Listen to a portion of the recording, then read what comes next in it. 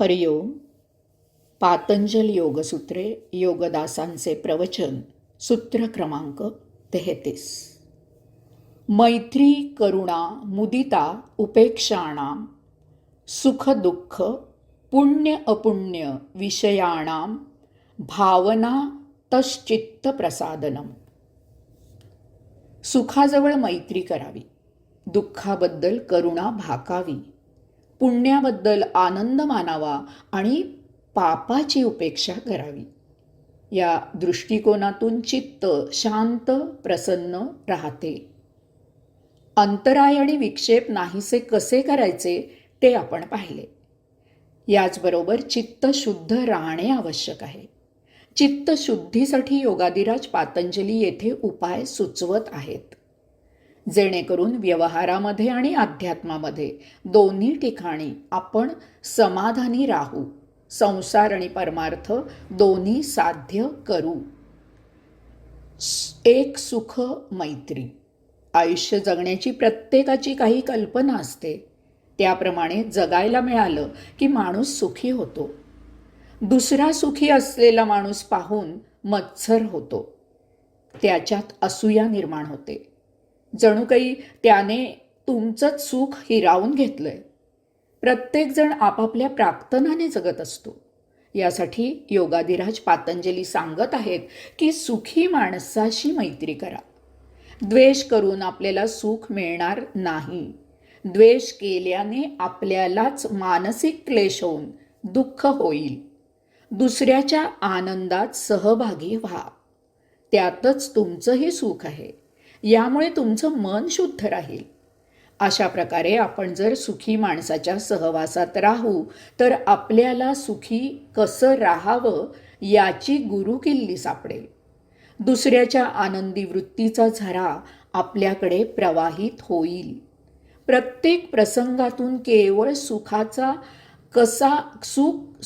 कसा शोधायचा, सुख कसं शोधायचं, सुखाचा शोध कसा घ्यायचा, ही एक कला आहे. जीवन हसत खेळत घ्यायची विद्या केवळ सहवासानेच आपल्याला प्राप्त होते. हे पुस्तकातून वाचून शिकून येत नाही. यासाठी सहवासाचीच शिकवण उपयुक्त असते. आपल्या शरीरात ऊर्जेचा स्रोत जितका प्रभावीपणे उत्सर्जित होईल, स्पंदित होईल, तेवढे आपण उल्हसित राहू, सुखी राहू. यास्तव दररोज प्राणायाम, ओंकार साधना जरूर करावी. 2. दुःख करुणा. आपल्या मनासारखं जगायला मिळालं नाही की माणूस दुःखी होतो. कितीही सुख मिळालं तरी आसक्ती, अभिलाषा यामुळे सतत मागणी चालू असते. पूर्ण सुख मिळणं केवळ अशक्य आहे. यासाठी आहे त्यात समाधानी राहावं. जेथे दुःख असेल तेथे करुणा म्हणजे सह अनुभूती दाखवून त्याचं दुःख हलकं करावं, त्यांच्या दुःखात सहभागी व्हावं, त्याला दुःखातून बाहेर काढावं, मदतीचा हात पुढे करावा. दुःखाची आठवण करून देऊन दुःख वाढवू नये. दुसऱ्याच्या दुःखाने स्वतः दुःखी होऊ नये. दुःखी माणसापाशी उमाळे काढू नका. अशाने त्याचे दुःख वाढत जाईल. याऐवजी दुःखी वातावरण बदलण्याचा प्रयत्न करा. तोंड देखली सहानुभूती दाखवू नका. ती सर्वांच्या लगेच लक्षात येते. यापेक्षा तेथे न जाणे उत्तम. 3. पुण्य आनंद. कोणी काही चांगले कर्म केले की वेळीच मनापासून आनंद व्यक्त करा. तुच्छता दाखवून दुसऱ्याच्या कामाला कमी लेखू नका. दुसऱ्याच्या पुण्यकर्माची संभावना करणं म्हणजे स्वतःला कमी करून घेणं आहे. आपल्याला न जमलेलं दुसऱ्यानं केलं म्हणून असूया बाळगू नका. त्याची टवाळी न करता त्याच्या आनंदात स्वतःला पहा.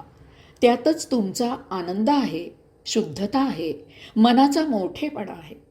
अशा वेळी त्याने केलेल्या कामाबद्दलच बोला, चांगलं बोला. अशा वेळी इतर कुणाचे उदाहरण देऊन त्याला गौण लेखू नका. तुमच्या पाहण्यात अशी अनेक उदाहरणे असतीलही ती आत्ता यावेळी सांगून बेरंग करू नका. मुक्तपणे, निर्लेपपणे, निर्भेळपणे दुसऱ्याच्या सत्कर्मात सहभागी व्हा. त्याचा आनंद घ्या, आस्वाद घ्या. 4. पाप उपेक्षा. पापी माणसाची उपेक्षा करा, दुर्लक्ष करा. पापी माणसाबद्दल क्रोध येतो, त्यात आपले स्वास्थ्य बिघडते, आपली शांतता नष्ट होते, आपण चिडतो, त्या माणसाबद्दल अशिष्ट बोलतो, त्याने आपल्या साधनेत व्यत्यय येतो.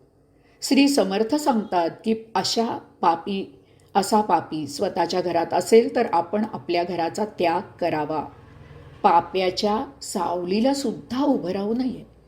त्याच्या कर्माने तो भोग भोगणारच असतो. त्याच्यामुळे आपण कष्टी होण्यात अर्थ नसतो. पाप्याची निंदासुद्धा करू नये. त्याची निंदा करून स्वतःची जीभ अपवित्र करू नका. पाप्याला जराही महत्त्व देऊ नका. त्याची पूर्णपणे उपेक्षा करा. त्याच्याकडे संपूर्णपणे दुर्लक्ष करा. याचा अर्थ पाप्याने एखाद्या वेळेस एखादे चांगले काम केले तरीही त्याच्यावर भुलून त्याच्या सावलीला जाऊ नका. नंतर यासाठी पस्तावायला होईल.